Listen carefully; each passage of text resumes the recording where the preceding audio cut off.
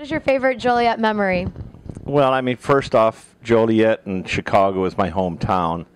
The second thing is last year I was notified that I was inducted into the International Motorsports Hall of Fame with all of the great NASCAR people and the people that have created cars for years and years. I mean, the Enzo Ferraris and the Fords and people like that. It's just such an incredible honor.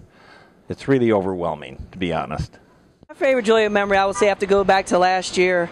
Our Mac O'Toole's team, we brought the win home, and Don, our team owner's hometown, and that's just after he just got found out that he was a nominee and a inductee into the Motorsports Hall of Fame. So that was a pretty special day for all of us at DSR. You know, I'd have to say when Alan Johnson was called, he was hired, called in a tune-up without ever meeting my crew, made the changes necessary. You know, we were off quite a bit, and he had made all the changes and said, if you got this part, put it with this combo. If you don't, use this piece with that.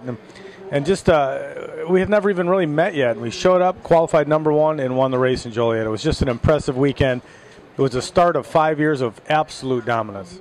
Joliet, I would definitely have to say back in 2009, I was driving for Don Perdome. I got my very first ever Top Fuel National Event win, and it was actually against one of my teammates that I'm racing with now, Antron Brown. So that was a very cool moment in my life. It's about 2011, there was a tornado came right around to the end of the track. That was about the most excited I've been at Joliet.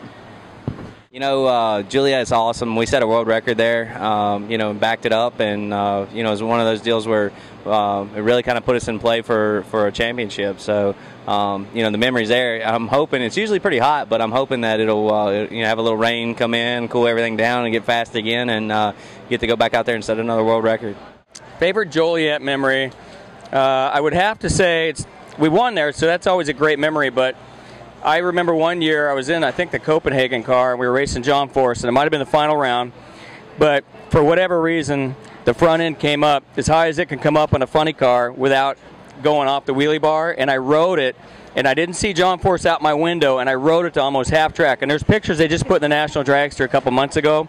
It's such a great picture because I'm in front of Force, front end's in the air. I couldn't see where I was going, but I didn't see him out the window, and I just stayed in it until it finally set it down and smoked the tires. But it was one of those runs we'll never forget. It goes back to my sportsman days. In 2004, in my Blackbird Supercomp dragster, I qualified to run the Jegs All-Stars. I lost in the final round, but just being there, being part of that whole Jegs All-Stars deal, and my now wife, then girlfriend Jenna, and I drove the rig back and had a nice adventure in the snow towing the trailer at Grand Canyon, and that's a different story.